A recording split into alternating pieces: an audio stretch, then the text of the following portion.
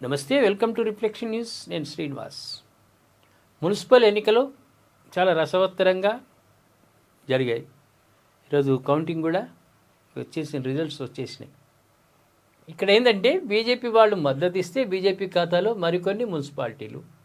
బైన్సాలో మజ్లిస్ గెలుపు. బైన్సాలో వాళ్ళ శాతం ఎక్కువగా ఉంది, ఎంఐఎం ప్రాబల్యం ఎక్కువగా ఉంది. అక్కడ బైన్సాను కైవసం చేసుకుంది ఎంఐఎం. ఆదిలాబాద్లో 49 వార్డులకు గాను 21 స్థానాలు గెలిచిన బీజేపీ. నారాయణపేట, రాయికల్లో ముందంజలో బీజేపీ. బైన్సాలో 26 వార్డులకు 12 చోట్ల మజ్లిస్ విజయం. కొంచెం వివరాలకు వెళ్దాం మనం. తెలంగాణ మున్సిపల్ ఎన్నికల ఓట్ల లెక్కింపు కొనసాగుతోంది. ఆదిలాబాద్ మున్సిపాలిటీలో బీజేపీ అత్యధిక స్థానాలు గెలుచుకుంది. 49 వార్డులకు గాను ఇప్పటి వరకు బీజేపీ 21, కాంగ్రెస్ 11, బీఆర్ఎస్ 6 సీట్లు గెలుచుకున్నాయి. నిర్మల్లో కాంగ్రెస్కు 19, బీజేపీ 10, బీఆర్ఎస్ 1, రాయకల్లో బీజేపీ 5, కాంగ్రెస్ బీఆర్ఎస్ పార్టీలు 3 వార్డుల చొప్పున గెలిచాయి. మెట్పల్లిలోనూ బీజేపీ ముందంజలో ఉంది. కామారెడ్డిలో కాంగ్రెస్ 19, బీజేపీ 18, బీఆర్ఎస్ 10 వార్డులు దక్కించుకున్నాయి. నారాయణపేటలో 24 వార్డులకు గాను బీజేపీ అత్యధిక స్థానాలు 11 గెలుచుకుంది. కాంగ్రెస్ 7, బీఆర్ఎస్ 2, ఇతరులు 4 ఈ స్థానాల్లో విజయం సాధించారు. ఈ మున్సిపాలిటీని దక్కించుకోవడం కోసం బీజేపీ స్వతంత్ర అభ్యర్థులతో చర్చలు జరుపుతోంది. ఆదిలాబాద్, నారాయణపేట, మెట్పల్లి మున్సిపాలిటీలను బీజేపీ దక్కించుకునే అవకాశాలు కనిపిస్తున్నాయి. ఏ ఎన్నికైనా ఇండిపెండెంట్గా నిలబడ్డటువంటి అభ్యర్థులు గెలవటం వాళ్ళకి ఇక చాలా డిమాండ్, విపరీతమైన డిమాండ్ ఉంటుంది. వాళ్ళు రెబల్గా నిలబడవచ్చు, వేరే పార్టీ వాళ్ళు సీటు ఇవ్వకుంటే నిలబడవచ్చు. ఏ పార్టీతో సంబంధం లేదు, ప్రజలు నాకు ఓటు వేస్తారు, మంచి పనులు చేశాను, పదవి రాకముందన్న నమ్మకంతో వాళ్ళు గెలుస్తారు.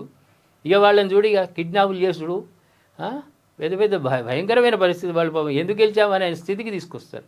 కాకపోతే డిమాండ్ ఉంటుంది వాళ్ళకు సాధాగా అన్ని రకాలుగా వాళ్ళ అవసరాలు తీరుస్తారు. ఏమైనా అప్పులున్నా కూడా ఆ పార్టీ వాళ్ళు అప్పులను కట్టేస్తారు, వాళ్ళను కైవసం చేసుకుంటారు.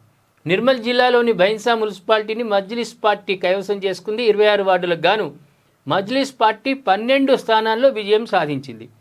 కాంగ్రెస్ స్వతంత్ర అభ్యర్థులతో కలిసి మజ్లిస్ పార్టీ చైర్మన్ పదవిని దక్కించుకునే అవకాశం ఉంది. నిర్మల్లో బీజేపీ 6 స్థానాలు దక్కించుకుంది.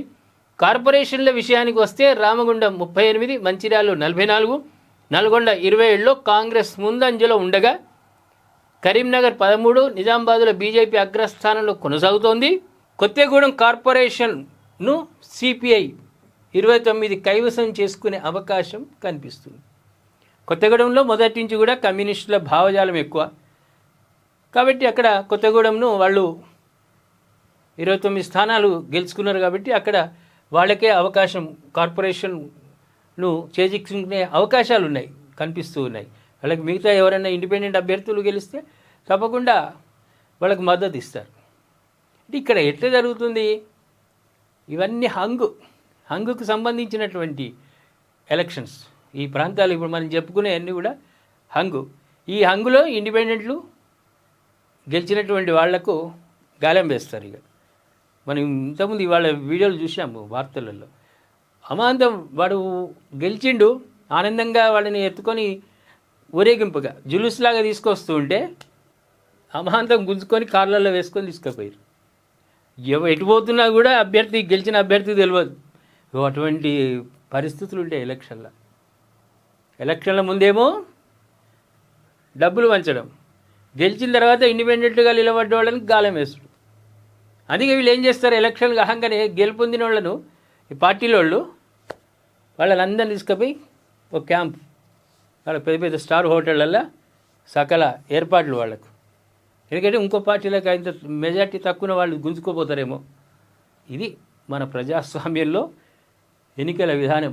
ఎప్పుడైతే మార్కెట్లకు పైసలు ఇచ్చుడు వచ్చిందో ఓటుకు నోటు మొత్తం భ్రష్టు పట్టించారు.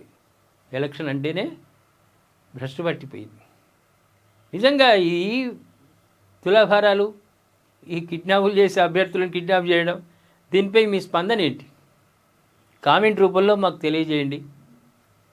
అదేవిధంగా సబ్స్క్రైబ్ చేసుకోండి, షేర్ చేయండి.